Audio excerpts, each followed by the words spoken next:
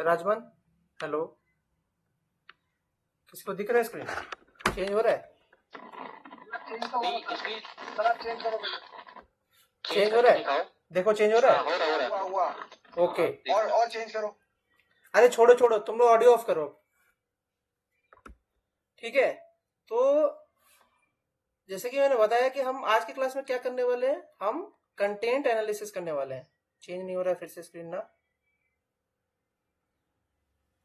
हो रहा हुआ, ठीक है। तो कंटेंट एनालिसिस अगर हम करने वाले हैं तो सबसे पहले हम क्या देखेंगे कि टॉपिक कौन कौन से आते हैं, ठीक है, और क्वेश्चन स्ट्रेटेजी अटेम्प्टिंग क्या रहेगी तुम्हारी, ठीक है, इस चीज पे हम ध्यान देंगे। तो फिजिक्स के जो क्वेश्चन आते हैं, मैं ये तुमको बता देता हूँ, फिजिक्स के जो क्वेश्चन आते हैं वो 5 to 10 क्वेश्चन आते हैं, ठीक है। और एमएससी के लिए मोस्ट प्रोबेबली वो आएगा तुम्हारा एनसीईआरटी रिलेटेड ही आएगा, एनसीईआरटी से बाहर नहीं आएगा। 11th 12th का एनसीईआरटी लगा लो, वहीं से आएगा।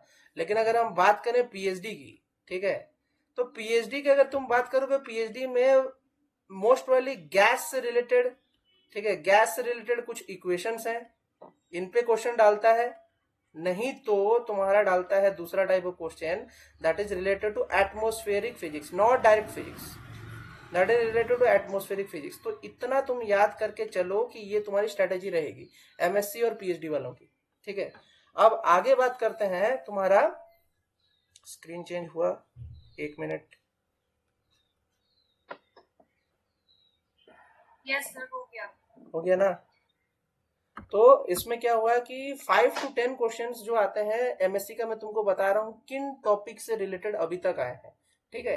तो सबसे पहले अगर हम बात करें किससे आया है, रिलेटिव वेलोसिटी से। तो रिलेटिव वेलोसिटी का जो क्वेश्चन होगा वो डायरेक्टली कहां से होगा, वो तुम्हारा ऑब्वियसली दो स्पीड दिया होगा, दो स्पीड का जो माइनस प्लस करके ही निकलेगा, तो उसमें उतना प्रॉब्लम नहीं है। प्रॉब्लम कहाँ आएगी तुमको, यहाँ पे जहां पे टेंशन इन स्ट्रिंग का प्रॉब्लम दे दिया। यहाँ पे तुमको तीन तरीके के टेंशन स्ट्रिंग की प्रॉब्लम दे सकता है। सबसे पहला क्या है, डायरेक्ट पुली के क्वेश्चन दे सकता है, नहीं तो एक ब्लॉक रख के उसमें खींचने का प्रॉब्लम दे सकता है, ये एक पॉसिबिलिटी है। तीसरा है स्प्रिंग लगा के दे सकता है, ठीक है, स्प्रिंग लगा के क्वेश्चन दे सकता है, ये प्रोबेबिलिटी है। तो देखो, क्योंकि हम लोग को क्वेश्चन पता नहीं है तो हम तीनों के तीनों पढ़ के जाएंगे। ये तुम्हारा टेंशन स्ट्रिंग का प्रॉब्लम है। और इसमें ये जो मैंने अभी दिखाया तुमको तीन तरीके का figure, that is called free body diagram. तो टेंशन से रिलेटेड जितने भी फ्री बॉडी डायग्राम है उनको प्रैक्टिस करो, ठीक है। अब जैसा कि मैंने पहले बताया क्या कि फिजिक्स पढ़ने जा रहे हो और फिजिक्स के तुम अटेम्प्ट करने जा रहे हो क्वेश्चन, तो तुम्हारे पास फॉर्मूला के नोट्स होने चाहिए। बिना फॉर्मूला के नोट्स के कुछ मतलब ही नहीं है, एप्लीकेबल है ही नहीं। तो रिलेटिव वेलोसिटी अगर तुम बना रहे हो तो तुम्हारा ऑब्वियस है क्या होना चाहिए कि तुम्हारा फॉर्मूला होना चाहिए तुम्हारे पास। अगर तुम्हारे पास फॉर्मूला होगा तो तुम कोई भी क्वेश्चन अगर अटेम्प्ट करोगे तो तुरंत बना पाओगे। इवन कि we will conducting some mock test, थोड़े दिनों बाद हम मॉक टेस्ट कंडक्ट करने वाले हैं, तो उन मॉक टेस्ट में भी हम कुछ तरीके के क्वेश्चंस डालेंगे जो इन सब प्रॉब्लम से रिलेटेड होगा, जिनको तुमको अटेम्प्ट करना है। तो अगर तुम्हारे पास पहले से बना हुआ फॉर्मूला शीट्स होगा तो वो तुम्हारे लिए बेनिफिट है कि तुमको वो हेल्पफुल करेगा, ओके। फिर अगर हम बात करते हैं थर्ड टॉपिक की, that is your friction and coefficient, ठीक है। इसमें जैसे कि मैंने बताया क्या होगा, दो तरीके के प्रॉब्लम आएंगे। एक जो तुम्हारा ग्राउंड पे फ्लैट सरफेस पे कार मूव कर रहा है या ब्लॉक मूव कर रहा है उसका क्वेश्चन। तीसरा है इंक्लाइंड वाला प्लेन। इंक्लाइंड वाला प्लेन में तुम्हारा कंपोनेंट का काम आ जाएगा, ठीक है, फोर्स के कंपोनेंट पे रोल प्ले करेगा, ठीक है। ये तुमको याद करना है। इस तरीके के 3-4 प्रॉब्लम लगा के जाओ, ठीक है। फोर्थ क्वेश्चन जो बोल रहा है that is the kinetic theory of gases. तो काइनेटिक थ्योरी ऑफ गैसेस में कौन सा सबसे चीज इंपॉर्टेंट है, ठीक है। काइनेटिक थ्योरी ऑफ गैसेस में ये वाला टॉपिक भी बहुत इंपॉर्टेंट है, Maxwell Boltzmann distribution of your क्या गैसेस मॉलिक्यूल, ठीक है। तो इसके बारे में भी पढ़ना है। और काइनेटिक थ्योरी ऑफ गैसेस में और क्या है, अलग अलग तरीके के बहुत सारे फॉर्मूला है, क्योंकि ये जो लेसन है ना इसमें भरा है फॉर्मूला, वेलोसिटी के फॉर्मूले से बहुत सारे क्वेश्चंस बनते हैं, तो इस वजह से इससे क्वेश्चन जरूर आता है, ठीक है। फिर आते हैं तुम्हारे मीन फ्री पाथ की तरफ। तो मीन फ्री पाथ की तरफ, तो मीन फ्री पाथ से भी कुछ क्वेश्चन आएगा। ये सब देखो, ये सब जाके आराम से बैठ के ये टॉपिक्स नोट कर लेना, ये टॉपिक से बहुत सारे क्वेश्चन आएंगे। तो इन क्वेश्चंस को अच्छे से रिवाइज करो और देखो, ठीक है। और इसमें फिर आता है कि हम इलेक्ट्रोमैग्नेटिक वेव्स की बात करते हैं। तो इलेक्ट्रोमैग्नेटिक वेव्स में किस तरीके के क्वेश्चन आ रखे हैं, एक तो आएगा तुम्हारा डिफरेंट स्पेक्ट्रा, स्पेक्ट्रा पे क्वेश्चन आएगा, जरूर आएगा। वेवलेंथ पे क्वेश्चन जरूर आएगा, ठीक है, कौन सा वेवलेंथ किसका ज्यादा है, कौन से इलेक्ट्रोमैग्नेटिक वेव्स के जो टाइप्स है उनके कितनी फ्रीक्वेंसी, एक हायर इंक्रीजिंग डिक्रीजिंग ऑर्डर, इन तरीके के क्वेश्चन जरूर पूछता है और इन पे क्वेश्चन आया है। इनके यूजेस पे भी क्वेश्चन आ सकता है इलेक्ट्रोमैग्नेटिक वेव्स के, तो उसको भी स्टडी करके जाओ। फिर आता है तुम्हारा कन्वेक्स और कॉन्केव लेंस में, इसमें दो तरीके के क्वेश्चन बनेंगे, मैग्निफिकेशन रिलेटेड क्वेश्चन, नहीं तो फोकल लेंथ रिलेटेड क्वेश्चन। इन पे तुम अच्छे से ध्यान देना कि कौन सा मैग्निफिकेशन रिलेटेड क्वेश्चन आ रहा है और कौन सा तुम्हारा फोकल लेंथ रिलेटेड क्वेश्चन आ रहा है, ठीक है। एक और चीज भी ऐड कर सकते हो कि उसमें वो पूछ देगा कि हाइपरमेट्रोपिया और मायोपिक जो आई है, ठीक है, उसके लिए कौन किस तरीके का लेंस पूछा जाता है, तो वो भी इस प्रॉब्लम में आ रहा है, तो इससे प्रॉब्लम रिलेटेड क्वेश्चन आएगा फिजिक्स का, ठीक है। तो इसको भी एक तरीके से पढ़ के जाओ, convex lens and concave lens के बारे में। फिर आता है तुम्हारा थर्मोडायनामिक वेरिएबल्स, ये दोनों के लिए इंपॉर्टेंट है, पीएचडी और एमएससी वाले दोनों के लिए इंपॉर्टेंट है, क्योंकि थर्मोडायनेमिक्स वेरिएबल्स पे बहुत सारे क्वेश्चन बनेंगे, क्योंकि एटमॉस्फेयर में भी जो मेनली हमारे सारे प्रोसेसेस हैं वो थर्मोडायनेमिक वेरिएबल्स के वजह से ही हो रहे हैं, अगर बोला जाए तो, क्योंकि एटमॉस्फेयर का गर्म होना is also producing a some kind of heat, some kind of energy, air molecules ऊपर जा रहा है, तो वो एक तरीके का थर्मोडायनेमिक प्रोसेस ही है। तो इससे रिलेटेड क्वेश्चंस आएगा, तो किस चीज से रिलेटेड आएगा, इससे रिलेटेड क्वेश्चन आएगा तो तुम्हारा delta G gives free energy, delta H enthalpy, delta S entropy, ठीक है, डेल्टा टी टी टी से टेम्परेचर, ठीक है। इन सब पैरामीटर को लेके क्वेश्चन जरूर पूछेगा कि स्पॉन्टेनियस कौन सा है, इरिवर्सिबल प्रोसेस कौन सा है, रिवर्सिबल प्रोसेस कौन सा है, ठीक है, किन कंडीशन पे इरिवर्सिबल प्रोसेस होता है, गिव्स फ्री एनर्जी कब नेगेटिव होने से क्या होता है, तो इस तरीके के क्वेश्चन थर्मोडायनेमिक वेरिएबल से जरूर आएगा। अब पूछेगा कि पीएचडी से रिलेटेड क्या क्वेश्चन आ सकता है, ठीक है, पीएचडी से रिलेटेड इसमें ये क्वेश्चन आ सकता है कि तुमको एक गैस का इक्वेशन दे देगा, गैस का इक्वेशन में पूछेगा कि ऊपर जा रहा है नीचे जा रहा है, उससे रिलेटेड कुछ क्वेश्चंस डाल सकता है। एटमॉस्फेयर का गैसेस का एक्सचेंज जब होगा उससे रिलेटेड कुछ क्वेश्चन डाल सकता है जो कि थर्मोडायनेमिक्स से रिलेटेड हो, ठीक है। फिर गैस के रिलेटेड स्पीड से, ठीक है, गैस के रिलेटेड स्पीड मतलब तीन तरीके के हैं, most probable speed, RMS speed, और तुम्हारा आता है फिर क्या, एवरेज स्पीड, ठीक है। तो इनके बारे में क्वेश्चन जरूर देख लेना कि इनके क्वेश्चंस कैसे होते हैं और डेरिवेशन कैसे होता है। ग्रेविटेशन पे क्या क्वेश्चन आएगा, किसी भी सेलेस्टियल बॉडीज का मूवमेंट दे देगा, टाइम पीरियड पूछ सकता है, रिवोल्यूशन टाइम पूछ सकता है, या तो किस हाइट पे मौजूद है उसका ऑर्बिट ऑफ रोटेशन के बारे में क्वेश्चन पूछ सकता है, ये पॉसिबिलिटी है। प्रोजेक्टाइल तो समझ ही रहे हो, प्रोजेक्टाइल में दो तरीके के क्वेश्चन बचेंगे, आइदर तुम बॉल को ऐसे फेंकोगे, ठीक है, नहीं तो ऐसे ऊपर फेंकोगे और नीचे आके गिरेगा, ठीक है। इसमें क्या लगेगा, सिंपल जो v equal to u plus a t, ठीक है, s equal to u t plus half a t square, ठीक है, और v square minus u square equal to 2as, इसी तरीके का क्वेश्चन आएगा, इससे ज्यादा क्वेश्चन नहीं आने वाला, ठीक है। प्रोजेक्टाइल का इक्वेशन ट्राइजेक्टरी वाला जो प्रॉब्लम है उसको याद कर लेना, मैंने पहले ही बोला है, हर फिजिक्स का जो तुमको मैं टॉपिक दे रहा हूं उससे रिलेटेड तुम 5-6 फॉर्मूले लिख के रखो, एक A4 शीट उठाओ, ठीक है, एक A4 शीट उठाओ और उसमें फॉर्मूला बना लो, फॉर्मूला चार्ट बना लो, ठीक है, फॉर्मूला चार्ट बना लो और उसका बना के रखो। डिटेल में जाने की जरूरत नहीं है, 55 दिन है, डिटेल में जाके करोगे क्या, टाइम ही नहीं है, तो शॉर्ट में नोट्स बनाओ, ठीक है, उसको एक ढांचा बनाओ, ढांचा बना के उसको फॉर्मूला लिखो और फॉर्मूला का बेसिक समझो, ठीक है। फिर आता है रेजिस्टर एंड कैपेसिटर, तो रेजिस्टर एंड कैपेसिटर पे क्या क्वेश्चन बन सकता है कि रेजिस्टर एंड कैपेसिटर में वो तुमको पूछ सकता है, एक रेजिस्टर को सीरीज या पैरेलल में लगेगा, कैपेसिटर को सीरीज पैरेलल में लगेगा, हाँ। कैपेसिटर में एक प्रॉब्लम और है, that is the dielectric constant, ठीक है, dielectric constant related question जरूर आता है। अब ये डाइलेक्ट्रिक कांस्टेंट क्या है, ये मेटेरियल की प्रॉपर्टी है, उसके हिसाब से उसकी रेजिस्टिविटी एंड कैपेसिटी जो होती है वो चेंज होती है, ठीक है, इसके बारे में जरूर जाके पढ़ना, ठीक है। फिर आता है तुम्हारा electrostatic force and flux, electrostatic force and flux से दो तरीके के क्वेश्चन आएंगे, ठीक है। एक तो आएगा इलेक्ट्रोस्टैटिक फ्लक्स का E.ds, ठीक है, जो तुम्हारा इक्वल टू क्या होता है, फाई, जो तुम्हारा गॉस लॉ में तुम पढ़े हो, इलेक्ट्रोस्टैटिक जब पढ़ा होगा तुमने +2 में, ठीक है। तो फाई इक्वल टू क्या होता है, E.ds Q upon epsilon not, ठीक है। इप्सिलॉन नॉट क्या है, परमिटिविटी इन वैक्यूम। तो उसकी अगर मैं बात करूं तो इलेक्ट्रोस्टैटिक फोर्स एंड फ्लक्स से किस तरीके के क्वेश्चन बनेंगे, ये अब पूछता है स्टेटमेंट रिलेटेड क्वेश्चन, ठीक है। पहले पूछते थे फॉर्मूला, अब थोड़ा स्टेटमेंट रिलेटेड क्वेश्चन भी पूछने लगे हैं कि ऐसा होगा तो ऐसा क्या होगा, असर्शन रीजनिंग के क्वेश्चन भी आने लगते हैं इलेक्ट्रोस्टैटिक फोर्स एंड फ्लक्स से, तो इसके लिए भी तैयार रहना। तो तुमको इन टोटल क्या है, तुमको गॉस लॉ और तुमको कुलम्स लॉ, इन सब चीजों के बारे में आइडिया होना चाहिए कि उससे रिलेटेड 3-4 प्रॉब्लम में जरूर प्रैक्टिस करके जाओ। तुम लोग क्या करते हो, पूरा बुक पढ़ने लगते हो, 3-4 प्रॉब्लम प्रैक्टिस करो, फॉर्मूला बनाओ, समझो और 3-4 प्रॉब्लम प्रैक्टिस करो इन सब टॉपिक से रिलेटेड, ठीक है। फिर तुम्हारा एक बेस बनेगा, एक बार बेस बन जाएगा ना, फिर आगे भागो। तुम बोलते रहते हो कि सर क्या पढ़े, इतने सारा वास्ट है, इतना इंटरडिसिप्लिनरी है, तो इंटरडिसिप्लिनरी को तोड़ तोड़ के पढ़ना सीखो ना। बात तो वही है, इंटरडिसिप्लिनरी को जितना तोड़ तोड़ के पढ़ना सीखोगे उतना अच्छा है तुम्हारे लिए, ठीक है।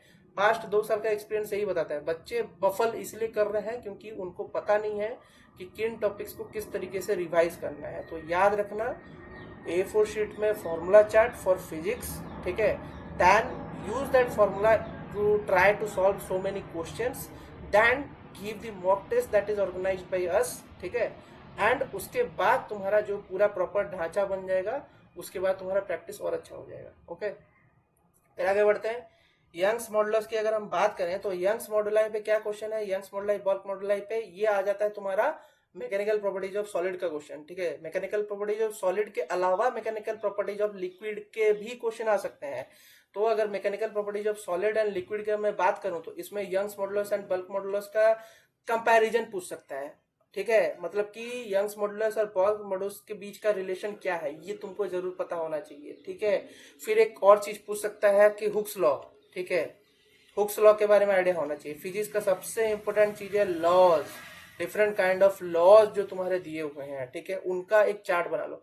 देखो, अगर तुमको लग रहा है कि तुम बिल्कुल ही नोट्स नहीं बनाना चाहते हो, बिल्कुल से लिखना नहीं चाहते हो, तो पॉसिबल नहीं है। याद रखना, शॉर्ट नोट्स तो बनाने ही होंगे। जिन लड़कियों ने या लड़कों ने नीट की तैयारी कर रखी है उनको ये चीज पता है कि शॉर्ट नोट्स कैसे बनाया जाता है। तो इतना याद रखो कि ये चीज तुमको रिवीजन करना ही है इसी तरीके से, ठीक है। एक फ्लो में रिवीजन करो, 30 दिन पूरा जम के रिवीजन करो, 20 दिन मॉक टेस्ट दो, एग्जाम जाओ, फाड़ के आओ, यही तो काम है।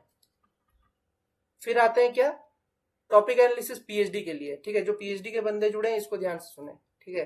तो अगर मैं बात करूं जेएनयू की जो 2019-20 का जो पेपर एनालिसिस करने के बाद मेरे को जो पता चला है, तो उसमें क्या आता है क्वेश्चन, जो फिजिक्स का आता है that is related to accuracy and precision. Accuracy and precision से रिलेटेड बहुत सारे क्वेश्चन आते हैं, ठीक है। इवन ये क्वेश्चन यूजीसी नेट के एग्जाम में भी आता है, ठीक है, यूजीसी नेट के एग्जाम में भी आता है। तो अगर तुमको इस चीज के बारे में अच्छे से आइडिया है तो that is well and enough, ठीक है। फिर आता है क्या, डायरेक्ट क्वेश्चन पूछ सकता है किसी भी लंबे इक्वेशन का, जैसे वैंडरवाल इक्वेशन का डायरेक्ट क्वेश्चन पूछ सकता है कि ये इक्वेशन कौन सा है, इसको जस्टिफाई करता है। देखो, एक इक्वेशन के 50 तरीके के फॉर्म भी होते हैं, ये चीज भी याद रखो। एक इक्वेशन के 50 तरीके के फॉर्म्स होते हैं। अगर मैं कल को बोलूं कि हाफ mv² mgh, ठीक है, कल को पूछेगा इनमें से कौन सा एनर्जी है, ये भी पूछ सकता है। लेकिन इतना इजी नहीं पूछेगा, लेकिन एक डिफिकल्ट इक्वेशन का भी प्रॉब्लम पूछ सकता है पीएचडी में, ठीक है। पीएचडी में, क्योंकि पीएचडी में कभी कभी बेसिक क्वेश्चन भी पूछ देता है, तो लास्ट ईयर के क्वेश्चन में तो ये आया ही है। वैंडरवाल इक्वेशन आया था 2018 के एमएससी के क्वेश्चन में, और 2020 के पीएचडी वाले क्वेश्चन में भी डाल दिया वैंडरवाल इक्वेशन, ठीक है। तो ये भी याद रखो, ये भी पॉसिबिलिटी आने का, ठीक है। और some equation related to your atmospheric physics, ये एटमॉस्फेरिक फिजिक्स जो है it will be the base for the PhD students, इसको जरूर पढ़ना है, इसके बिना नहीं निकाल पाओगे, ठीक है। इसमें से जो 7-8 क्वेश्चन आएंगे वो तुमको एंट्रेंस क्लियर करा के तुम्हारा कट ऑफ क्लियर कराने में तुमको इजी होगा। तो इसके बारे में ध्यान से याद रखना कि some equation related to atmospheric physics जरूर पढ़ लो। एमएससी वालों के लिए जरूरी है, अगर तुम इन्वायरमेंटल साइंस पढ़ रहे हो तो ऑब्वियस सी बात है कि तुमको एटमॉस्फेयर के बारे में पता होना चाहिए। तो तुम चाहो तो इसको पढ़ सकते हो, क्योंकि इससे रिलेटेड उतने क्वेश्चन नहीं आते हैं जो तुम्हारे पेपर की बात करो। लेकिन PhD definitely read this, atmospheric science तो तुमको चाहिए ही चाहिए, बिना उसके नहीं निकाल पाओगे। और वो एटमॉस्फेरिक फिजिक्स से रिलेटेड ज्यादा क्वेश्चन पूछता है, ठीक है। तो इतना ही नहीं, अब हम आगे चलते हैं, हम कुछ टॉपिक को डिस्कस करते हैं। किस वे में तुमको डिस्कस करना है, किस वे में तुमको पढ़ाई करना है, वो भी मैं तुमको यही बता दे रहा हूं। तो सबसे पहले देख लो क्या करना है। जैसे कि अगर मेरा एक नाम आया एक टॉपिक का, that is the relative velocity, मेरा आया नाम कि मेरे को रिलेटिव वेलोसिटी पढ़ना है, ठीक है। मेरे को रिलेटिव वेलोसिटी पढ़ना है, ठीक है। तो मैं कैसे पढ़ूं, how I will read relative velocity. सबसे पहले, क्योंकि फिजिक्स है, ठीक है, because it is physics, what you have to do, you have to draw a diagram, ठीक है।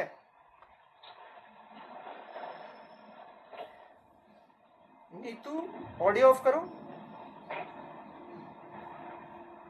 नीतू नीतू ऑडियो ऑफ करो। Neetu Neetu hello hello hello Neetu.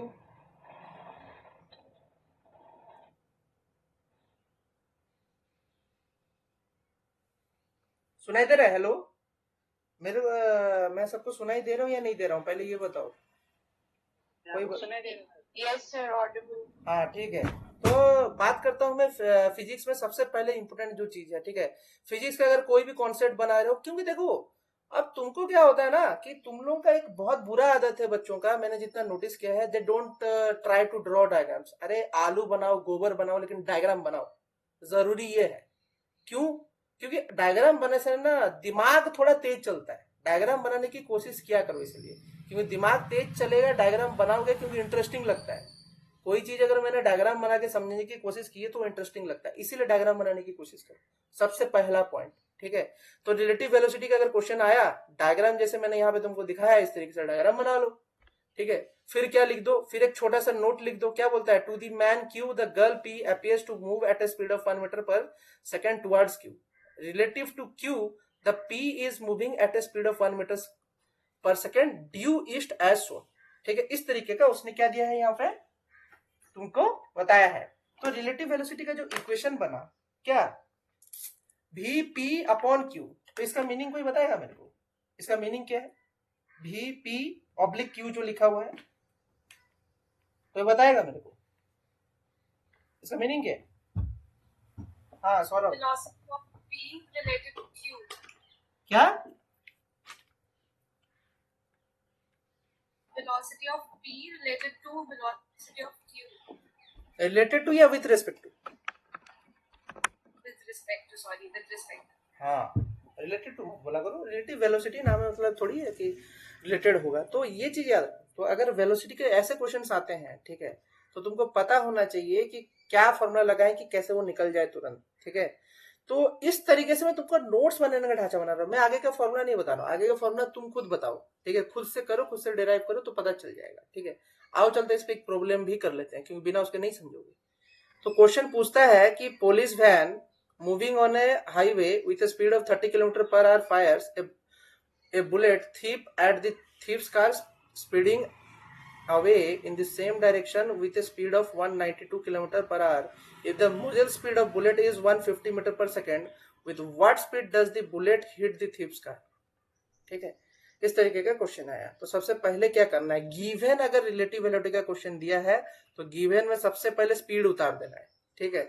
Shortcut में लिखो, ऐसा कोई जरूरी नहीं है। 3 घंटे का टाइम है, पी भी police van 30 kilometre per hour दिया है, ठीक है, मीटर में कन्वर्ट कर दिया, इतना आ गया। स्पीड ऑफ थीप्स कार, ठीक है, 192 किलोमीटर बना के लिख दिया, ठीक है। फिर रिलेटिव वेलोसिटी की बात करें तो 160 माइनस 25/3 कर दिया, निकल गया आंसर। स्पीड ऑफ बुलेट कितना है? 150 मीटर पर सेकेंड है। तो speed with which bullet hits the car. अब ये ऐसा क्यों किया उसने, क्या रीजन हो सकता है? आसना बताओ, अभी बताया था तुमने, इसको क्यों किया? हेलो आसना, 150 माइनस 45 क्यों किया बताओ? तो जब सेम डायरेक्शन में होता है तो हम सब्ट्रैक्ट करते हैं ना, क्योंकि वो उसके रिस्पेक्ट में होता है। नहीं नहीं, टेक्निकली क्या इसमें क्या किया हमने, मतलब रिलेटिव वेलोसिटी हमने निकाला पुलिस वैन के साथ, तो 45 मीटर जो निकल रहा है, what is this? Oh, so this is the velocity of thief's car with respect to police van, sorry. मतलब क्या है बताओ ना, इतना मत बताओ, मतलब क्या समझे हो 45 मीटर पर सेकंड का? कोई और बता सकता है? समझ में आ रहा है ना क्या बता रहा हूँ? 45 मीटर पर सेकंड का मीनिंग क्या है, कि उससे ज्यादा है या कम है, ये बताओ ना। सिंपल सी बात है, पुलिस की गाड़ी जो है वो 45 मीटर पर सेकंड की कम स्पीड से चल रही है थीप की कार से, यही कहानी है। और speed of bullet with respect to van बोले तो 150 मीटर की स्पीड से जा रहा है। तो बुलेट हिट करेगा कब? जब 105 मीटर पर स्पीड से टकराएगा उनसे, ये चीज बोलो। कि कितना आगे है स्पीड में, ठीक है। रिलेटिव का मीनिंग तो वही है, विथ रिस्पेक्ट टू जब बोलते हैं उसका मीनिंग तो वही है ना, कि कितना स्पीड आगे है वो, कितना कितना एडिशनल स्पीड है कि उसको टच कर जाए, इस तरीके का क्वेश्चन है। अब आता है तुम्हारा खेल, ठीक है, ऐसे नहीं चुप बैठना है। ये है 2018 का क्वेश्चन, इसको करके दिखाओ एमएससी के जो बच्चे हो।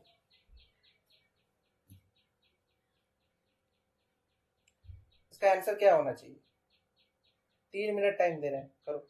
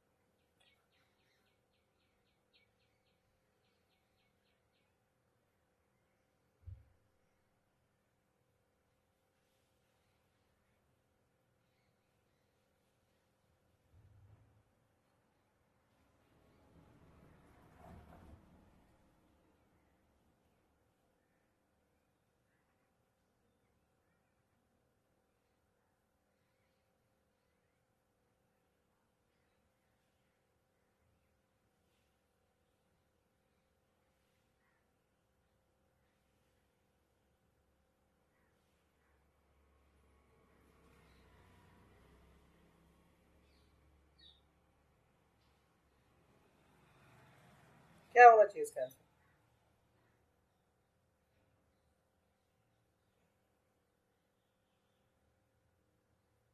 क्योंकि यही चाहिए ना तुमको, मॉक ड्रिलिंग चाहिए। मॉक ड्रिलिंग जितना करोगे उतना अच्छा है कंसेप्ट के बाद। क्या होना चाहिए? और कोई भी आंसर दे सकता है, ऐसा कुछ नहीं है। चैट पे लिख दो या कैसे भी बता दो, कुछ प्रॉब्लम नहीं।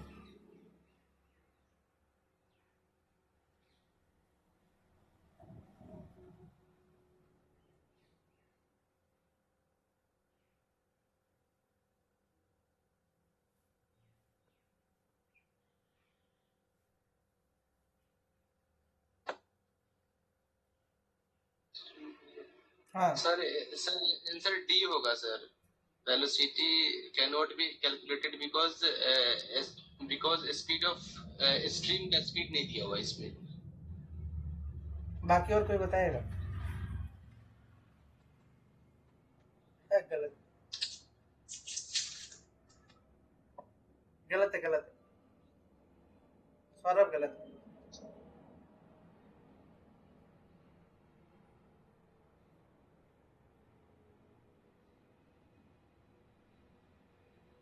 थर्टी सेकेंड से बताओ कोई, क्या आंसर होना चाहिए?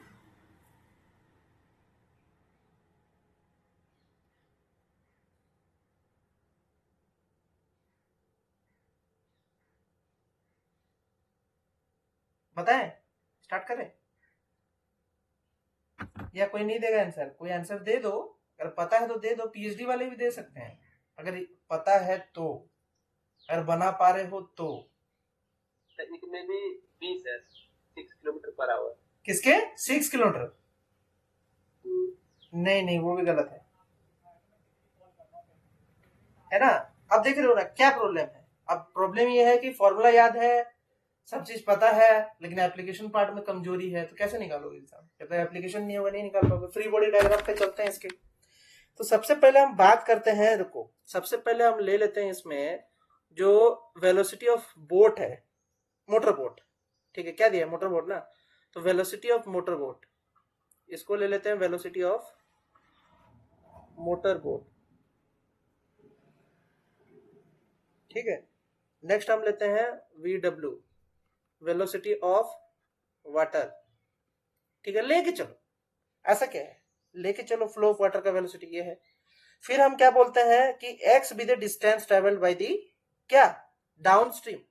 x अगर मान लू कि जो डिस्टेंस है वो ट्रेवल किया जा रहा है आई आवर क्या, मोटर बोट, ठीक है, x डिस्टेंस ट्रेवल कर रहा है डाउन स्ट्रीम में, कौन, बोट,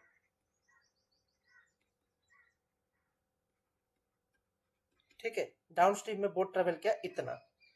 तो अगर मैं बात करूं x डिस्टेंस की, तो कैसे निकलेगा, पता होगा तुमको, क्या, डाउन स्ट्रीम में स्पीड ऐड हो जाता है, तो मैं बोलूंगा VB plus VW into T, time है ना। स्पीड जो तुम पढ़ा है, स्पीड स्पीड ये स्पीड है, ये जो टी है मैं स्पीड की बात कर रहा हूँ, नहीं स्पीड नहीं, तुम्हारा जो वेलोसिटी क्या होता है, डिस्टेंस अपॉन टाइम, ठीक है ना। तो अगर मैं वेलोसिटी को टाइम से मल्टीप्लाई कर दूं तो ऑब्वियस है कि डिस्टेंस आएगा, इतना तो बेसिक कॉन्सेप्ट सबको पता है, ठीक है। तो इससे मैं क्या निकालता हूं, एक इक्वेशन बना लेता हूं, वन इक्वेशन इससे बन जाएगा, ठीक है। नेक्स्ट इक्वेशन क्या बोलता हूं, उसमें दिया है कि later it turn back and after some time passed the raft at a distance of L 6 kilometre, ठीक है। तो चलते हैं इस पे भी, तो इसका डायग्राम बना लेते हैं, क्योंकि ऐसे कंफ्यूज हो जाएगा, डायग्राम बना लेते हैं कि क्या कहानी है, ठीक है। अब देखो कि यहां पे तुम्हारा ये है x डिस्टेंस, ओके। अब यहां पे तुम्हारा क्या हो रहा है कि बोट इधर से उधर गया, x डिस्टेंस ट्रेवल किया, ठीक है। वापस क्या कर रहा है कि x माइनस एल डिस्टेंस क्या करेगा, बैक आ रहा है। तो x minus L distance back करने के बाद जो रिमेनिंग डिस्टेंस है वो कितना है, 6 किलोमीटर है, ये 6 किलोमीटर है, ठीक है। और यहां पे बॉडी तुम्हारा A है और यहां पे तुम्हारा जो है बोट वापस आ गया है, ठीक है। तो ये तुम्हारी कहानी है। तो इस पे अगर मैं क्वेश्चन लगाऊं, आफ्टर रिटर्निंग जब वो करेगा, तो आफ्टर रिटर्निंग जब करेगा तो उसकी वेलोसिटी कितनी होगी, अपस्ट्रीम वाली वेलोसिटी होगी। तो अपस्ट्रीम वाली वेलोसिटी में उसका जो डिस्टेंस वो कवर कर रहा है that is x minus L, मतलब इतना डिस्टेंस, सपोज करो कि वो इतना डिस्टेंस कवर कर रहा है x माइनस एल, तो वो कैसे करेगा, वो कैसे करेगा, वो करेगा भी बी माइनस भी डब्ल्यू, ठीक है, इतना इंटू टी, स्मॉल टी दिया है, रिटर्निंग में तो स्मॉल टी लगाया है ना, तो रिटर्निंग में स्मॉल टी, ये भी पता चल गया तुमको। तो अगर मैं इसमें से L निकालू, ठीक है, L निकालू, तो L निकालूंगा तो क्या होगा, x, ठीक है, क्या होगा इसमें, L अगर निकालू तो मैं L को उधर लूंगा, फिर इसको माइनस करूंगा, तो कितना आएगा वैल्यू इसका, L कितना आना चाहिए, इसमें से अगर मैं लगाऊं, ठीक है, L, तो L की वैल्यू कितनी आनी चाहिए, क्योंकि L यहां पे क्या हुआ है, एज्यूमिंग दैट इस जगह पे जब पहुंच रहा है, ठीक है, क्योंकि x माइनस एल हमने निकाल लिया, अब L की बारी है, तो L की बारी में क्या करोगे, यहाँ पे तो सिर्फ वाटर का काम चल रहा है ना, यहीं तक तो बोट पहुंचा है, इसके आगे तो पहुंचा ही नहीं है, इधर नहीं पहुंचा है। तो ये वाला जो जगह है यहाँ पे तो सिर्फ क्या है, यहाँ पे सिर्फ हमारा पानी है, तो पानी का वेलोसिटी से इसको मल्टीप्लाई करोगे, दैट इज भी डब्ल्यू, ठीक है। और टाइम कितना लगा, capital T plus small T, ठीक है। तो ये दो इक्वेशन, ये तीसरा इक्वेशन, तीन इक्वेशन यहां बन गए, ठीक है। अब तीन इक्वेशन बनने के बाद इसको सॉल्व करना है, तो सॉल्व कैसे करोगे, क्या निकालने बोला है, the flow velocity, flow velocity निकालने बोला। तीन इक्वेशन है, तीन वेरिएबल है, सॉल्व नहीं हो जाएंगे, तीन इक्वेशन तीन वेरिएबल है, सॉल्व हो जाएगा, क्योंकि बोट यहीं तक पहुंचा है, याद रखो, ठीक है। इसके आगे का जो डिस्टेंस है उसमें तो वो कवर नहीं कर रहा है, तो बोट की जरूरत वहां पे नहीं है, वहां पे वी डब्ल्यू से सीधा मल्टीप्लाई कर सकते हो, ठीक है। तो ये चीज तुमको याद करना है, यही चीज तुमको जानना है कि किस तरीके से क्वेश्चन को अटेम्प्ट लिया जाए और क्या क्वेश्चन आने वाला है, किस तरीके से उसका सॉल्यूशन बनाया जाए। तो यहां से अगर मैं वी डब्ल्यू निकालू, ठीक है, if I will W V W निकालूंगा तो वो एल अपॉन टी प्लस ये टी होगा, ठीक है। अब मैं इसको ये मान के चल सकता हूं कि ये तुम्हारा 60 मिनट्स ही है, ठीक है। एक तरीके से ये मान के चलो कि ये जो होगा ये 2t ही होगा, ठीक है। तो इसको अगर मैं बोलूं तो ये कितना हो रहा है, L जो दिया है 6 किलोमीटर, ठीक है, और यहाँ पे 2 इंटू 60 मिनट दिया है, ठीक है।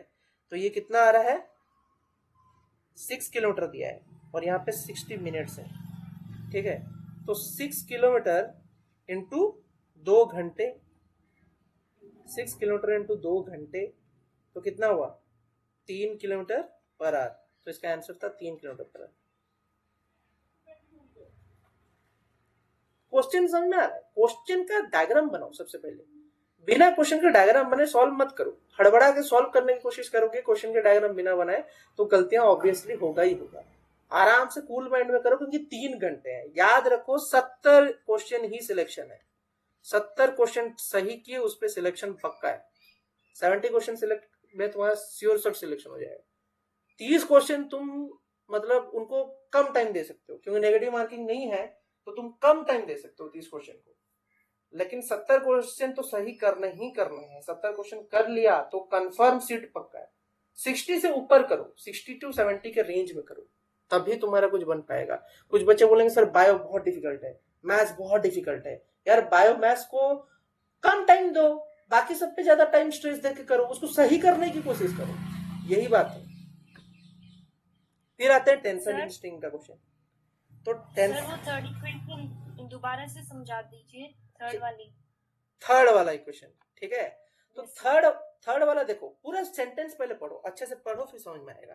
तो अगर मैं क्वेश्चन की बात करूं तो वो क्या बोलता है कि a boat going down stream overcome a raft at a point X, t equal to 60 minute, ठीक है। Later it turned back and after some time passed the raft at a distance L equal to 6 kilometre from the point X, ठीक है। तो इसका meaning क्या समझ रहे हो तुम? इसका फ्री बॉडी डायग्राम जब बना रहे हो तो वो कैसा बनेगा? वो कैसा बनेगा? कुछ इस तरीके से बनेगा, कुछ इस तरीके से डायग्राम बनेगा। समझ में आ रहा है?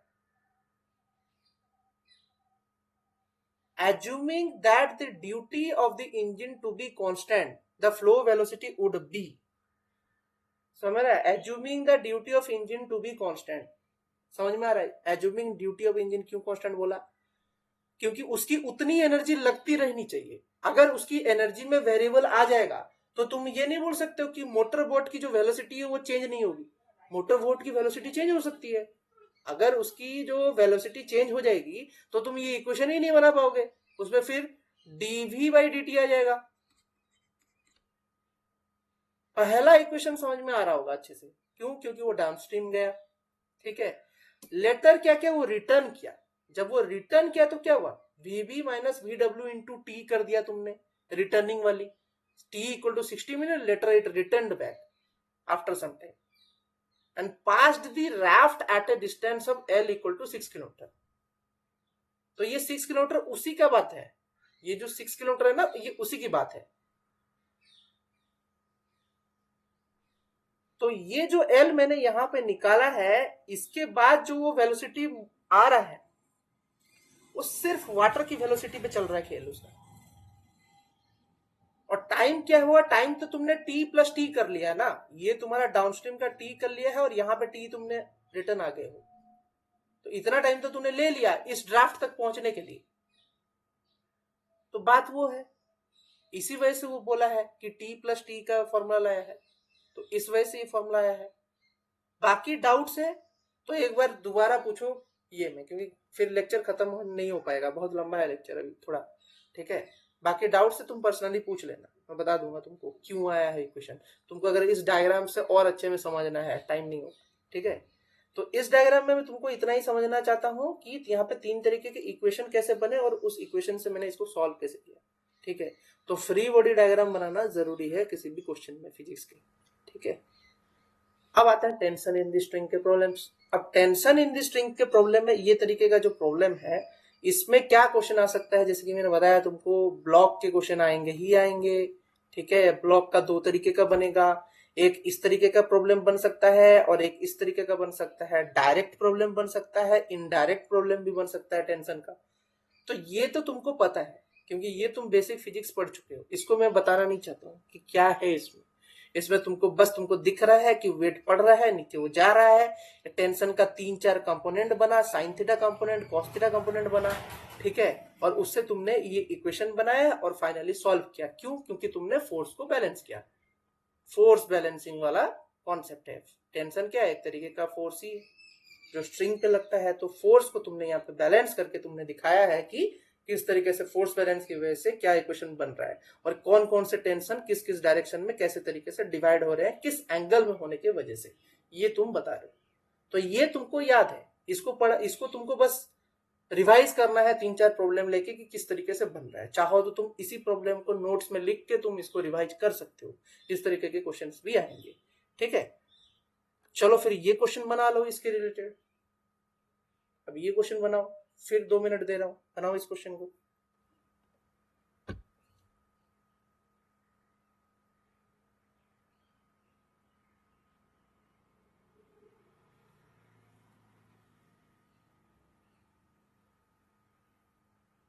इजी क्वेश्चन है, तुरंत हो जाना चाहिए।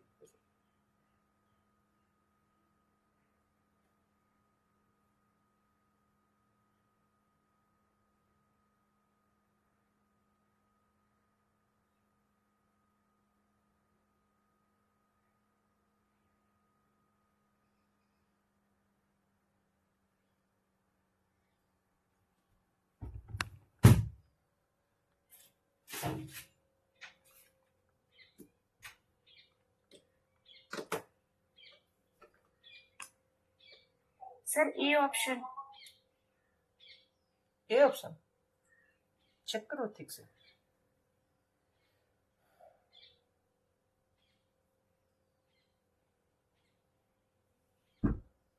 सॉरी 750। कैसे निकाला? सर पहले हमने जो हॉरिजॉन्टल है उसके डायरेक्शन में वो फोर्स निकाला है, फिर उसके बाद में वर्क निकाला है। फोर्स जो आएगा वो टेंशन इनटू में cos 60 आ जाएगा। एंड फिर उसके बाद में डिस्प्लेसमेंट जो है 15 मीटर दे रखा है, उससे मल्टीप्लाई कर दिया। ओके तो 750 आंसर। ओके ठीक है। तो अगर मैं बात करूं तो ये मेरा ब्लॉक है, ठीक है, और यहां से मैं खींच रहा हूं टेंशन देके, जिसकी वैल्यू है 100 न्यूटन, ठीक है। लेकिन बॉक्स तो इसी डायरेक्शन में मूव करेगा, तो इसका जो इस डायरेक्शन का फोर्स लगेगा that is T cos theta, और ये 60 डिग्री का एंगल है, तो टी कॉस थीटा की वैल्यू कितनी है? कितनी है तुम्हारी? 100 1/2 into cos 60 degree, that is 100 into half, that is 50 Newton, है ना। इतना पहुंच गए हम। फिर अगर हम बात करें कि work done that is force into displacement, ठीक है, तो 15 इंटू 50 कितना आएगा? 750 जूल, ठीक है। कल को क्वेश्चन अर्ग में भी दे सकता है, एनर्जी वाले फॉर्मूले में भी दे सकता है, उसको थोड़ा याद कर लेना ये सब क्या है, ठीक है, क्योंकि इससे रिलेटेड क्वेश्चन आ सकते हैं, इस तरीके के क्वेश्चन आते ही हैं ऑब्वियसली। तो टेंशन रिलेटेड इस तरीके के प्रॉब्लम्स आने की 100% प्रोबेबिलिटी है, तो इसको पढ़ के जाओ। पुली वाले क्वेश्चंस भी करो, मॉक टेस्ट में पुली वाले क्वेश्चंस दूंगा, तो पुली क्वेश्चंस करना, ठीक है, तो और बेनिफिट होगा। अब देखो आगे फ्रिक्शन एंड कोफिशिएंट वाले पोर्शन पे। तो फ्रिक्शन एंड कोफिशिएंट का अगर मैं बात करूं तो फ्रिक्शन एंड कोफिशिएंट में हम क्या पढ़ने वाले हैं? हम देखने वाले हैं कि किस तरीके से एक्ट करता है। सीधा बात है, एक फ्री बॉडी डायग्राम तुम्हारा जिंदगी बना देगा, ठीक है। तो अगर एक फ्री बॉडी डायग्राम की बात करें तो यहाँ पे क्या हो रहा है कि यहाँ पे तुमको दिख रहा है कि mg जो पढ़ रहे हो वो नीचे पढ़ रहा है, ठीक है। उसके बाद तुम्हारा कॉस थीटा कंपोनेंट, थीटा किधर ले रहे हो उस पर डिपेंड करता है। अगर ये थीटा है तो ये भी तुम्हारा क्या होगा? ये भी तुम्हारा थीटा होगा। ये थीटा है तो ये भी तुम्हारा थीटा होगा। किस वजह से थीटा होगा कोई बता सकता है? क्या फॉर्मूला लगाओगे मैथ्स बैकग्राउंड वाले? ये थीटा है तो ये थीटा क्यों है? कैसे इसको इम्प्रोवाइज किए हो थीटा को? कोई बता सकता है? मैथ्स बैकग्राउंड जितने भी हो, अगर इधर थीटा है तो उधर थीटा क्यों आया? उसको भी थीटा क्यों कंसीडर कर लिया मैंने? ये बताओ। क्या सो गए हो क्या सब? इतना इजी तो पूछ रहा हूं क्वेश्चन। आसना कहां चली गई? रश्मि कहां है? दिख तो रहा है मेरे को सब। सौरभ भी नहीं बोल रहा है कुछ। बताओ भाई, ये थीटा है तो ये थीटा क्यों है?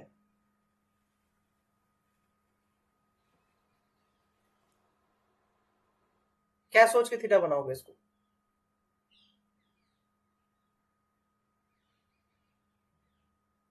अरे कुछ तो जवाब दो। जवाब नहीं दोगे तो क्या पता चलेगा हो कि नहीं?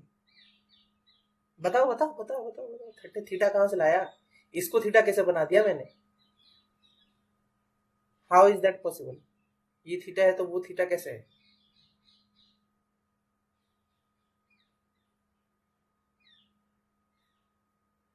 रश्मि बताओ। हेलो,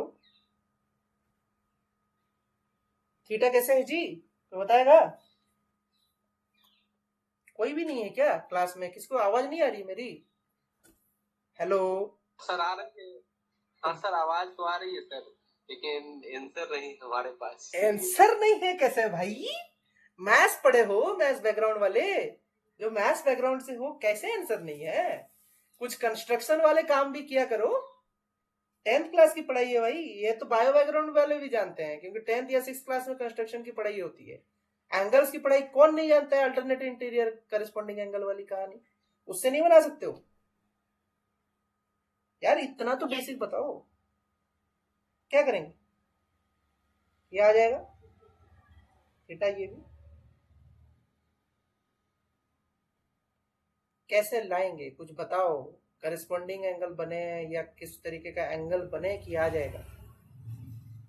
सर हम दो ट्रायंगल्स मतलब ये कंसीडर कर सकते हैं ऐसे, तो एक इनकी सिमिलैरिटीज हो गई, बिकॉज टू तो अपोजिट एंगल्स हो जाएंगे, और एक 90 हो गया, और जो थर्ड वाला एंगल होगा वो इक्वल हो जाएगा इसकी वजह से।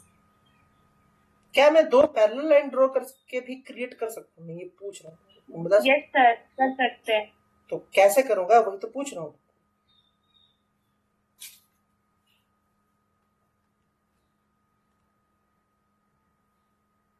कैसे करूंगा उसको? बता दूं? चलो बता देता हूँ, क्योंकि तुम वैसे तो समय ले लोगे। ठीक है, सपोज करो यहां से मैं एक लाइन ड्रॉ करता हूं, एक लाइन ड्रॉ कर देता हूं। ठीक है, ये थीटा, ये थीटा। ठीक है, इसको कंस्ट्रक्शन कर दो। ठीक है, यहाँ 90 डिग्री। ठीक है, ये अगर थीटा है तो ये एंगल कितना होगा? ये वाला 90 माइनस थीटा। ठीक है, फिर इस ट्रायंगल को कंसिडर करो, इस ट्रायंगल को, तो ये एंगल कितना हो जाएगा? थीटा। सिंपल है, सिंपल कंस्ट्रक्शन। 3 ट्रायंगल बना लो, अल्टरनेट इंटीरियर एक को चूज कर लो, हो गया। सिर्फ कंस्ट्रक्शन से है, 2 मिनट का खेल है। ठीक है, ये सब भूल गए हो, याद करने की कोशिश करो कि कैसे बनता है।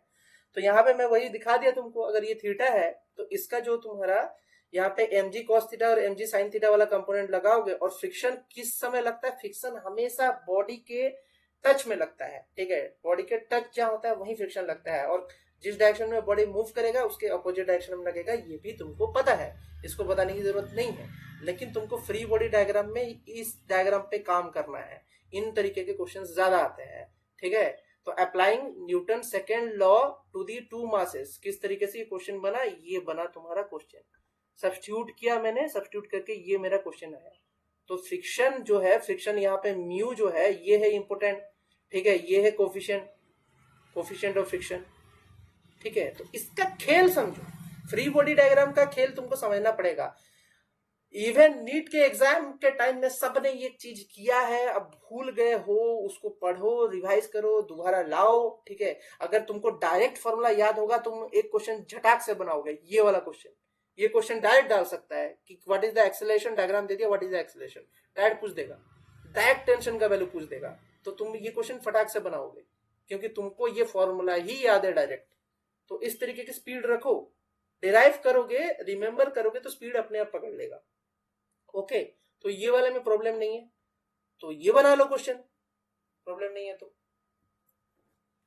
2 मिनट और ले लो, 3 मिनट ले लो, क्वेश्चन टफ है तो 3 बना लो।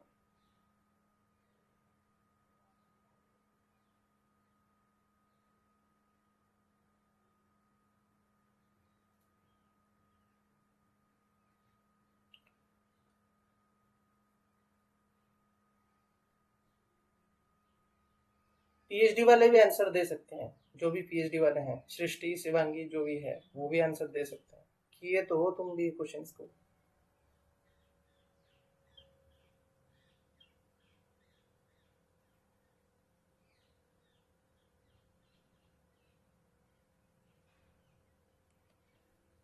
कैसे करें? ऐसा मत बैठो, चुपचाप बैठने से कुछ नहीं होगा। कैसे करें, अप्रोच बताओ, क्योंकि एक बंदा अप्रोच बताएगा, दूसरा बंदा फॉर्मूला लगाना बताएगा, तीसरा बंदा करना सिखाएगा।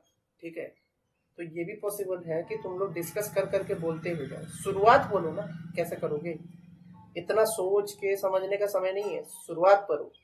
रीडिंग हमेशा ऐसे ही करो क्वेश्चंस को, डिटेल में रीडिंग करो और बताते जाओ क्या करना है, गिवन में क्या दिया है, ठीक है, और कैसे इसको अप्रोच करें।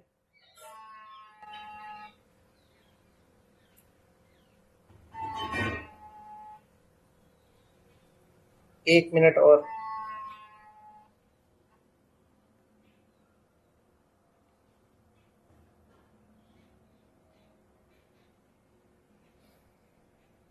जिसका बन गया वो आंसर दे दे, ऐसा कुछ नहीं है। बहुत लोग चुपचाप ही बैठे हैं, आंसर देते रहो। चुपचाप बैठने से क्या होगा, आंसर देते जाओ, आंसर आंसर।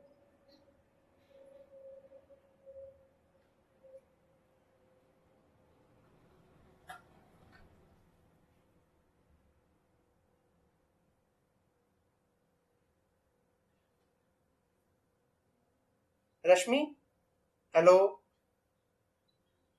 सौरभ, आ रहा समझ में क्या बनाना है?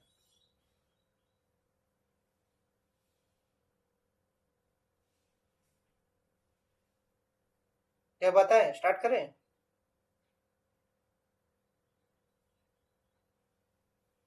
स्टार्ट करते हैं क्योंकि इतना समय नहीं है, स्टार्ट करते हैं इसको, ठीक है। तो अगर मैं बात करूं, यहाँ पे वो बोल रहा है कि कोफिशिएंट ऑफ तुम्हारा sliding friction between 900 kg car and pavement is 0.80, ठीक है। If the car is moving at 25 metre per second along the level pavement, when it begins to skid to a stop, how far will it go before stopping, ठीक है।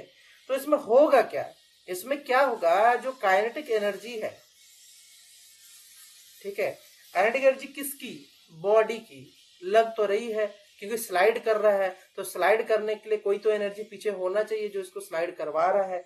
तो अगर मैं उसको मान के चलूं कि वो काइनेटिक एनर्जी है और वो स्लाइड करा रही है, तो वो एक वर्क डन कर रही है, मतलब बॉडी को घसीट के लेते हुए जा रही है। तो मैं वर्क एनर्जी थ्योरम से मैं ये बता सकता हूं कि जो काइनेटिक एनर्जी है वो तुम्हारे फ्रिक्शनल वर्क डन के बराबर है, इतना मैं बोल सकता हूं।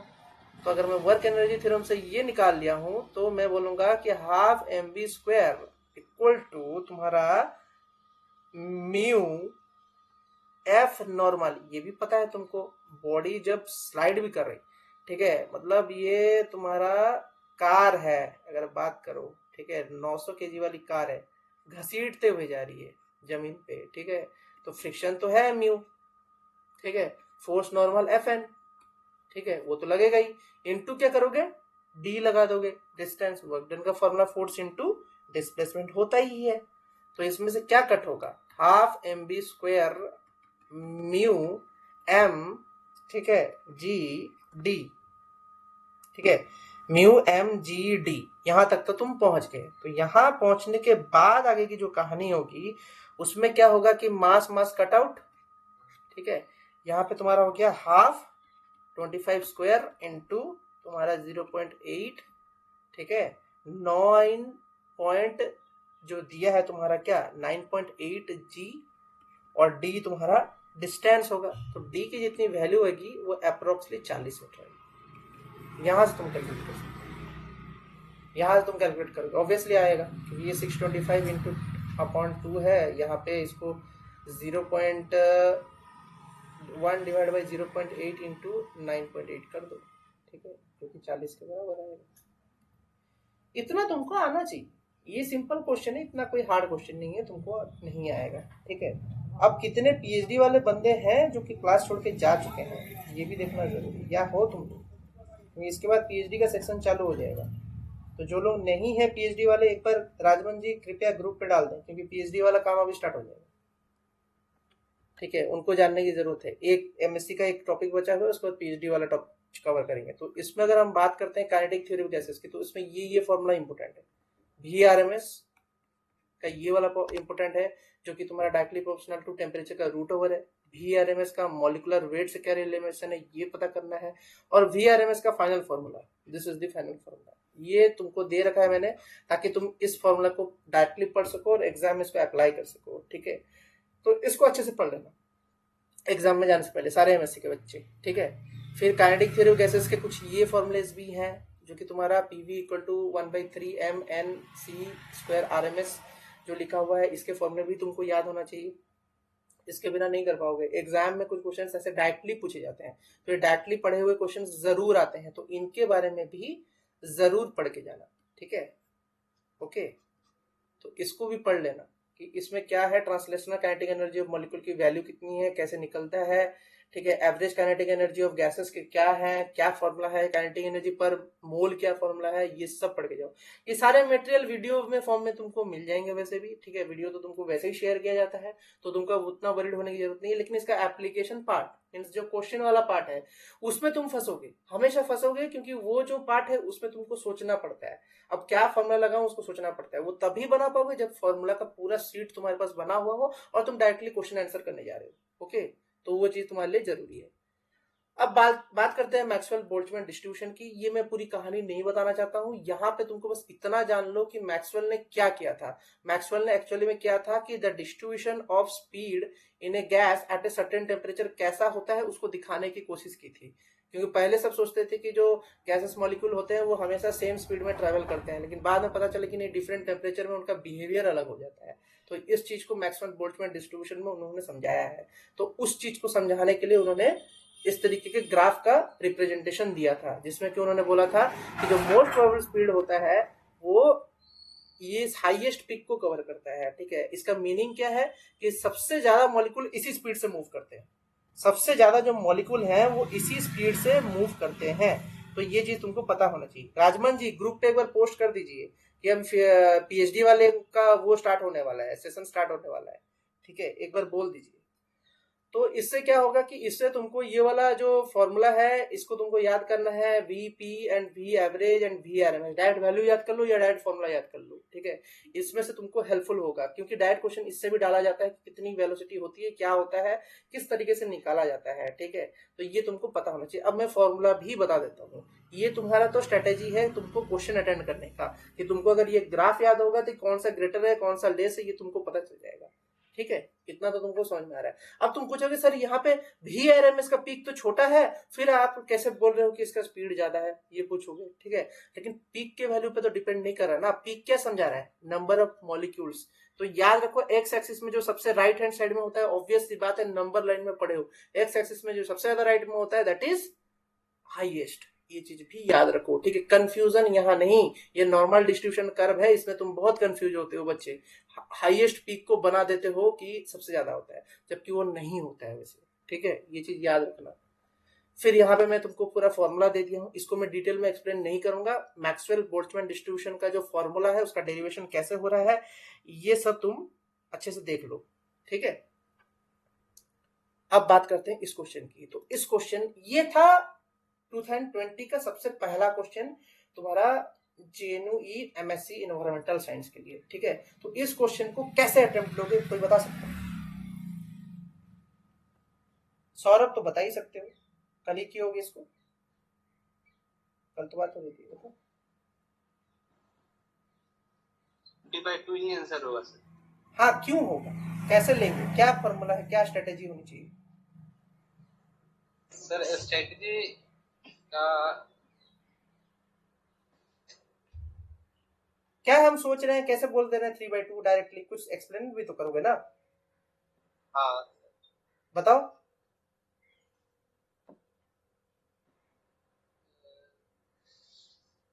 सर, हाँ, P=NRT वाला वो लगेगा, मॉलिक्यूल वाला फॉर्मूला P=NRT वाला।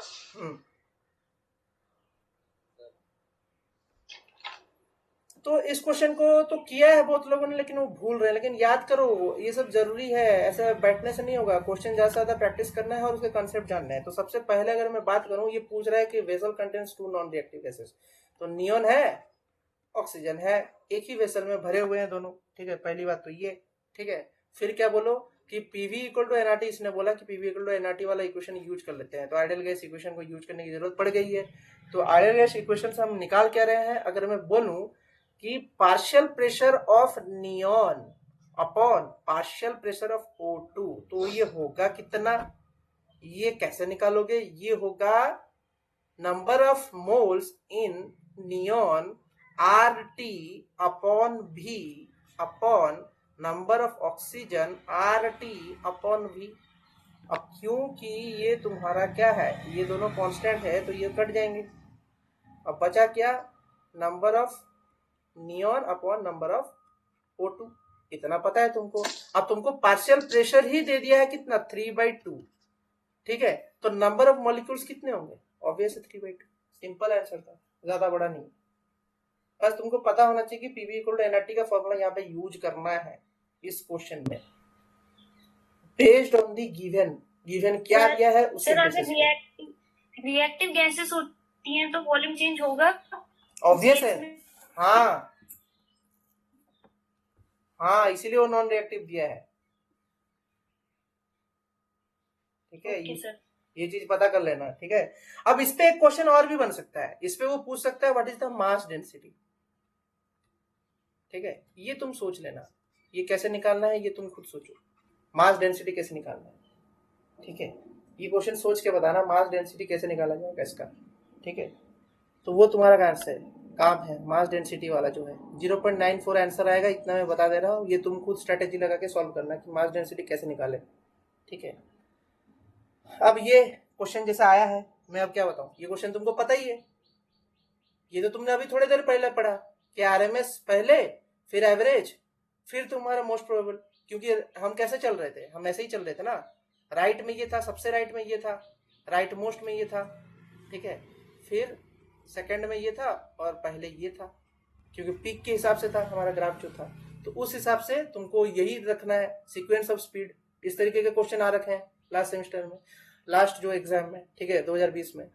अब बात करता हूँ ये फॉर्मूला ही डायरेक्ट याद कर लो, रेशियो पता कर लो, सीधी बात है। इस पे भी क्वेश्चन आएगा भाई, ऐसा मत सोचो कि इस पे क्वेश्चन नहीं आएगा, ना इस पे क्वेश्चन नहीं आएगा। इन दोनों में से कोई एक रेशियो पूछ देगा कि क्या रेशियो है, घुमा देगा इधर उधर, अगर पता ही नहीं हो तो कैसे निकालोगे। तो ये रेशियो पता होना चाहिए कि किस रेशियो से ये बन रहा है, तो ये तुम्हारा आंसर है, ये तुम देख लेना, ठीक है, कि कैसे निकाला जाता है। तो ये सब नोट्स बनाओ, बहुत समय हो गया है, अब बैठने का मतलब नहीं है और सोचने का मतलब नहीं कि क्या पढ़े क्या पढ़े क्या पढ़े। क्वेश्चन उठाओ, टॉपिक उठाओ, पढ़ना स्टार्ट करो, ठीक है, और बैठना बंद करो। जो डाउट्स है पोस्ट कर दो ग्रुप पे कि सर ये डाउट है, फटाफट बताओ। सोचना ही नहीं है, जितना सोचोगे उतना समय जाएगा, सोच सोच के समय पार कर रहे हो। दिन में 2 घंटे दो JNU एनवायरमेंटल साइंस के एग्जाम के लिए, कम से कम 2 घंटे, ठीक है, जरूरी। अब आते हैं PhD वालों के लिए। तो राजमन जी क्या क्या हुआ, PhD वालों ने ज्वाइन किया कुछ, क्योंकि मेरे को तो दिख नहीं रहे हैं। हेलो हेलो राजमन जी। हाँ थोड़ा, ये कल्याण सर ज्वाइन कर रहे हैं और कुछ लोग हैं भी। कौन कौन PhD से है? आप कंटिन्यू करो। हाँ मैं कंटिन्यू कर रहा हूँ। कौन कौन है यहाँ पे PhD से? दीक्षा PhD से हो? आसना PhD से हो? No sir, MSc। अपर्णा भी PhD नहीं है, ये सब नहीं है PhD से। पूछो पूछो PhD से कौन कौन है, कोई नहीं है शायद, ठीक है, ठीक है, हम तो पढ़ा देंगे। PhD से है कोई? आई डोंट थिंक कि PhD से कोई है। कंटिन्यू कर सकते हो कि टाइम, हाँ टाइम परमिट नहीं कर रहा है तो एक बार फाइनल रिमाइंडर दे देना, ठीक है, हम लोग स्टार्ट करते हैं, पढ़ा देते हैं। तो बात, हाँ मैंने डाल दिया है। हाँ, तो जो ज्वाइन करेगा और क्या, अब देखेंगे, अब क्या क्लासेस के बीच में थोड़ी इसको पेंडिंग रखेंगे। तो देखिए, तो अब क्वेश्चन आता है JNU PhD के क्वेश्चन में ये आता है कि एक्यूरेसी एंड प्रिसीजन वाला बहुत इंपॉर्टेंट क्वेश्चन आता है, एक्यूरेसी एंड प्रिसीजन वाला। ये MSc के बच्चे भी आ सकता है, क्योंकि MSc के बच्चे भी इसको पढ़ते हैं फिजिक्स में, ठीक है। फिजिक्स के जो तुम्हारा यूनिट्स एंड मेजरमेंट्स वाला जो पहला लेसन है 11th का, उसी में ही है। अब इसमें मैंने ये 4 डायग्राम दे रखे हैं जिनसे तुमको क्लैरिटी आ जाएगी कि कभी एक्यूरेसी एंड प्रिसीजन के क्वेश्चंस में कभी गलत नहीं करोगे। सबसे पहली बात याद रखो कि अगर, ठीक है, सारे जो तुम्हारे वैल्यूज हैं, ठीक है, वो एक जगह पे मौजूद है और टारगेटेड है, समझ रहा है। जब तुम वो फेंकते हो ना, क्या डाट फेंकते हो तो कहां फेंकते हो, यहाँ पे लगाने के लिए फेंकते हो सीधा डाट, मिडिल पॉइंट पे, क्योंकि वो तुम्हारा टारगेट होता है। टारगेट क्या होता है? Target is true value, target हमेशा ट्रू वैल्यू होता है। तो ट्रू वैल्यू के पास अगर सारे के सारे तुम्हारे क्लब्ड हो गए, कौन, वैल्यूज, तो दैट मीन्स क्या है कि high precision and high accuracy. True value के पास पहुंचना मीनिंग होता है हाई एक्यूरेसी, याद रखना। ट्रू वैल्यू के जितनी क्लोज पहुंचोगे उतना तुम्हारी हाई एक्यूरेसी बनती है। ठीक है, हाई प्रिसीजन इसीलिए है क्योंकि सब एक दूसरे के क्लब्ड है। और यहां पे तुम देखो, यहां पे हाई प्रिसीजन है लेकिन लो एक्यूरेसी है क्योंकि ये टारगेटेड वैल्यू से दूर है। ये तुम्हारा टारगेटेड वैल्यू है और टारगेटेड वैल्यू से दूर है, इसी वजह से इस पे नहीं है। जबकि यहां पे क्या है कि high accuracy and low precision है। क्यों? क्योंकि यहां पे ये टारगेटेड वैल्यू के पास है लेकिन थोड़े बिखरे हुए हैं। तो इसी तरीके से ये भी लो एक्यूरेसी एंड लो प्रिसीजन वाला क्वेश्चन है। यहाँ पे कुछ भी नहीं है, यहाँ पे ना टारगेटेड वैल्यू के पास है ना ही एक दूसरे के पास है, स्कैटर्ड है। तो इस तरीके के डाटा का ऑब्जर्वेशन बहुत जरूरी है।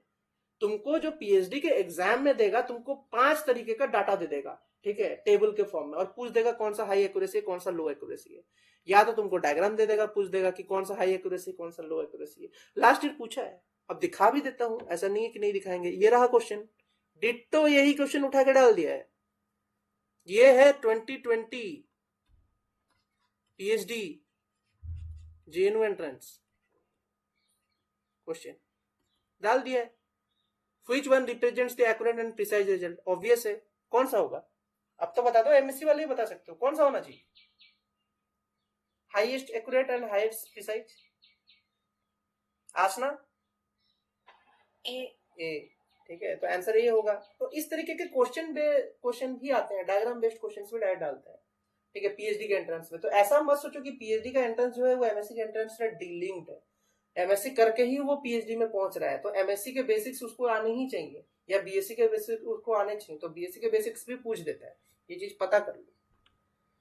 नेक्स्ट क्वेश्चन जो है तुम्हारा, जो है मैंने बात किया था एटमॉस्फेरिक फिजिक्स की, जो कि बहुत इंपोर्टेंट टॉपिक है। एटमॉस्फेरिक फिजिक्स से क्वेश्चन आता ही है पीएचडी में, और एटमॉस्फेरिक फिजिक्स का क्वेश्चन तुमको थोड़ा जानने की जरूरत है। एमएससी वाले जान लो, थोड़ा थोड़ा जान लो, क्योंकि वो जरूरी है। 4 तरीके के कंडीशंस दिखाऊंगा, उन कंडीशंस का क्या रोल है नहीं ये तुमको समझाएगा, ठीक है। तो कंडीशंस की अगर मैं बात करूं तो सपोज करो एक स्टेबल एटमॉस्फेयर है।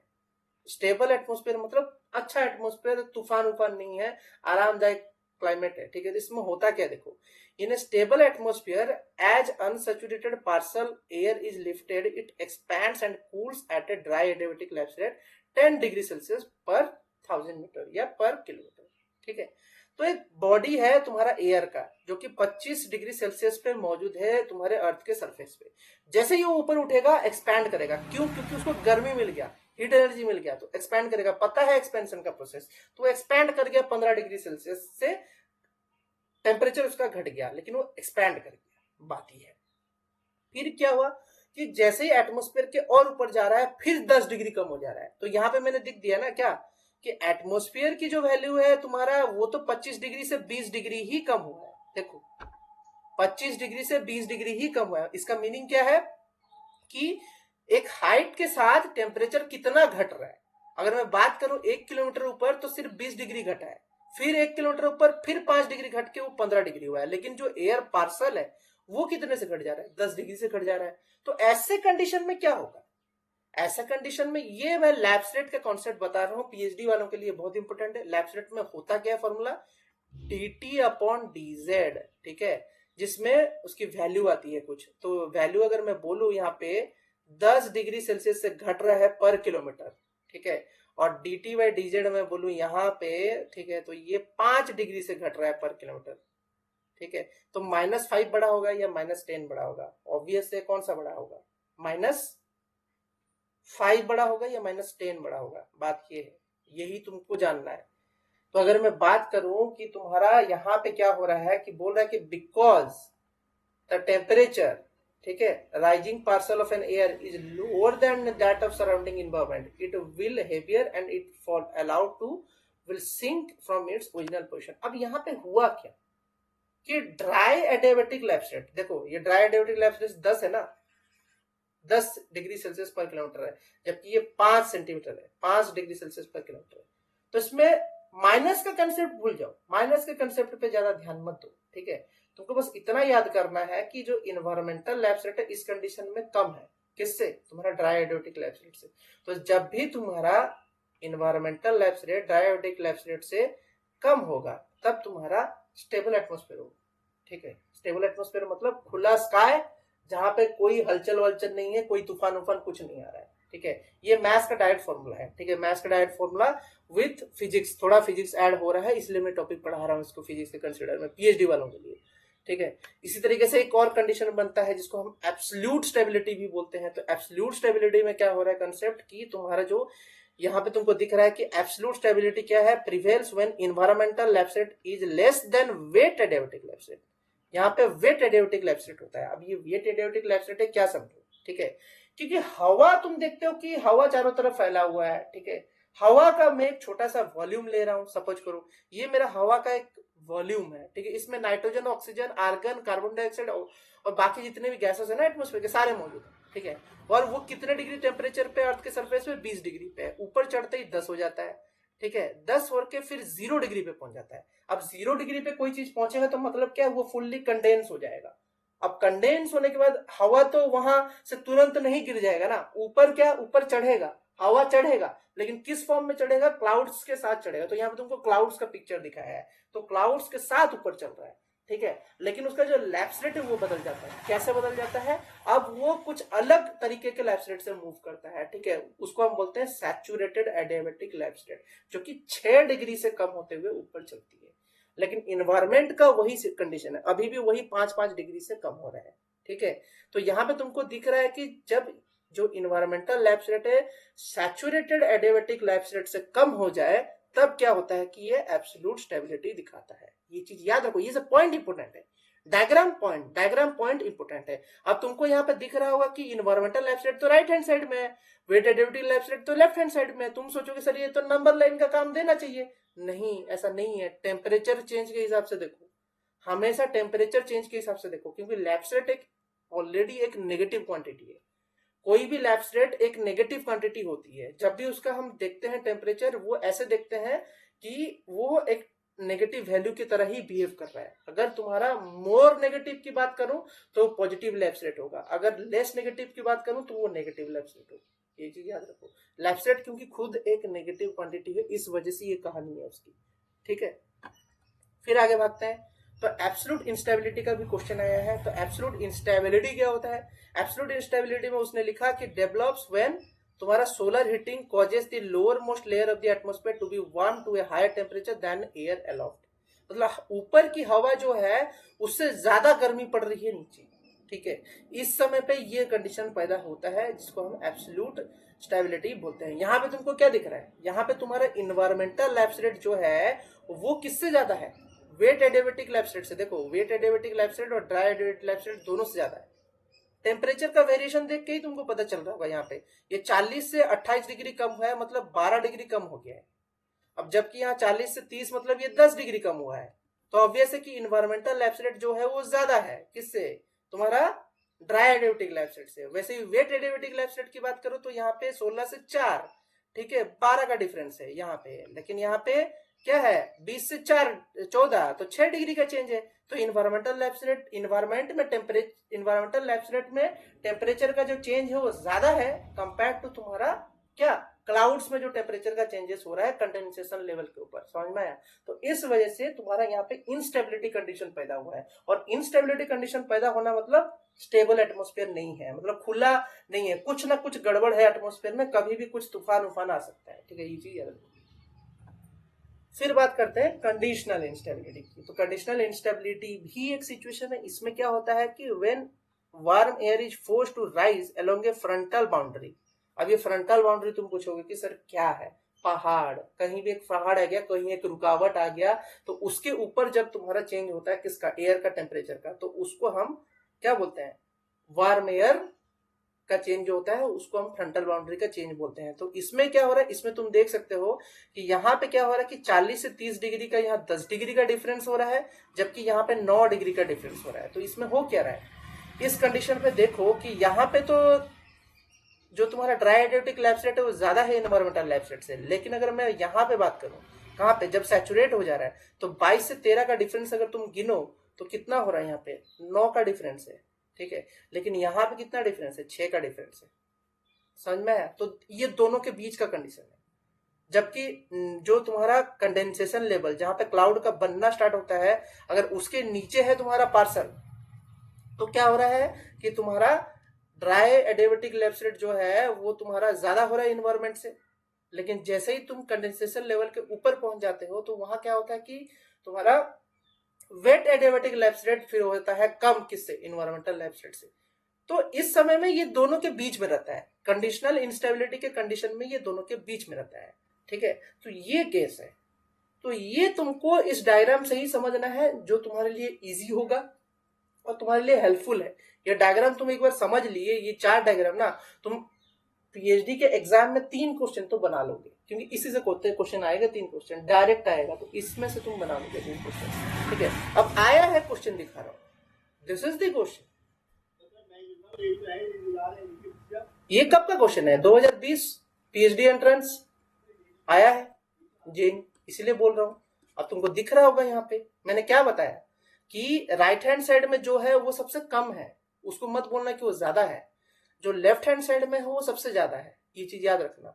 तो अगर मैं यहाँ पे बोल रहा हूं कि तुम्हारा ये इन्वायरमेंटल लैप्स रेट है जो कि ड्राई एडियाबेटिक लैप्स रेट से छोटा है, तो इस कंडीशन में क्या होगा? ऑब्वियसली स्टेबल कंडीशन होगा ना। मैंने क्या बोला था? DALR dry adiabatic lapse rate जब इन्वायरमेंटल लैप्स रेट से ज्यादा हो तब स्टेबल कंडीशन, तो स्टेबल लगा दिया मैंने। फिर मैंने क्या बोला कि अगर तुम्हारा इन्वायरमेंटल लैप्स रेट कम होगा, किससे? ड्राई एडियाबेटिक लैप्स रेट से क्या ज्यादा होगा। अगर बीच में होगा तो पढ़ चुके हो क्या? कंडीशनल इंस्टेबिलिटी अभी पढ़े, कंडीशनली अनस्टेबल अभी पढ़े हो, बीच में होगा तो कंडीशनली अनस्टेबल होगा। लेकिन अगर कम हुआ, कौन? ड्राई एडियाबेटिक लैप्स रेट कम हो गया, किससे? इन्वायरमेंटल लैप्स रेट से, तो सिंपल अनस्टेबल, ठीक है।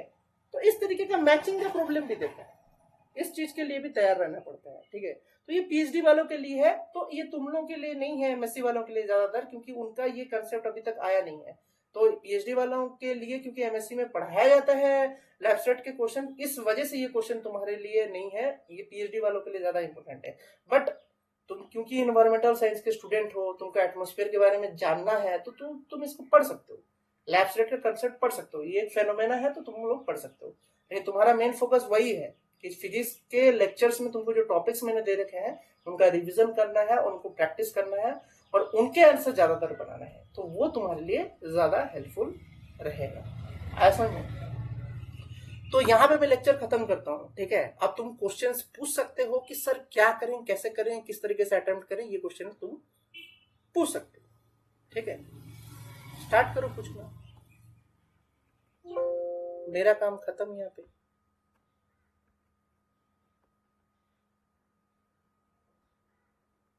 अब तुम क्वेश्चन पूछ सकते हो जो तुमको पूछना है।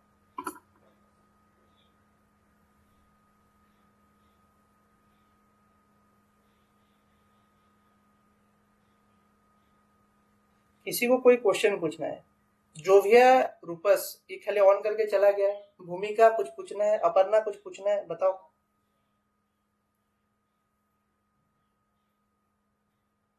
जितने भी स्टूडेंट्स हो, अगर कुछ पूछना है तो पूछो। देखो रिकॉर्डेड लेक्चर्स तो मिल ही जाएंगे सबको, ठीक है, तो कोई दिक्कत होगा नहीं। जिसको जो पूछना है आप लोग पूछ सकते हो। भूमिका कुछ पूछना है? रश्मि कुछ पूछना है तुमको? No sir. ठीक है, तो हम लोग फिर अपर्णा तो अभी ज्वाइन किया, फिर से कुछ पूछना है अपर्णा? नहीं, वो लोग का लेफ्ट हो जा रहा है क्योंकि उनका नेटवर्क इशू है। चलो ठीक है, हम लोग बाकी डिस्कशन हम लोग पर्सनली कर लेंगे, जिसको जो डाउट्स है, ठीक है, उस पर काम कर लेंगे। तो आज का लेक्चर हम यहीं समाप्त करते हैं और इसका वीडियो लेक्चर आप लोगों का अवेलेबल हो जाएगा, ठीक है। तो आप लोग यहाँ से भी पढ़ सकते हो, ठीक है। चलो bye. Thank you for attending the lecture. Thank you, Kalyan.